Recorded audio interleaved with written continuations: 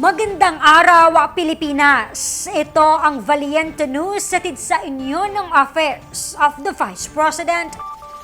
Pinasok ng isa sa mga MTD grantees sa Davao City ang pagbibenta ng second-hand o pre-loved apparels. Kumusta kaya ang takbo ng kanyang negosyo? Alamin natin sa ulat ni Maribeth Adlawan. Paraiso para sa mga mahilig sa second-hand o pre-love apparels ang Ukay-Ukay Store ng Dabawenyang si Melona Calbonero dito sa Barangay Mintal, Davao City.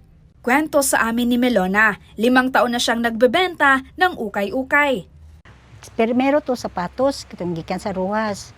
Tapos nag-additional ko, montong nakapalit ko og ganing mga kuan wala bag-ura ni akong mga dress gid, mga kini, mga bags, mga luggage, traveling bag, backpack, dito ko nag-focus.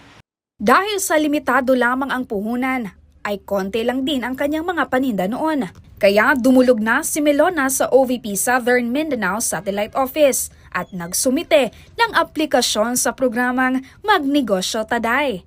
Dahil kwalipikado ang ating kababayan, nakatanggap siya ng 15,000 pesos na karagdagang puhunan na nagpabagoan niya sa takbo ng kanyang negosyo. Kanang dako kay kong pasalamat kay nakapalit man kog additional kuan, additional stock. Oh, thank you jud kay isa kanang dako kay tabang abi nako ba og kanang istorya lang bitaw.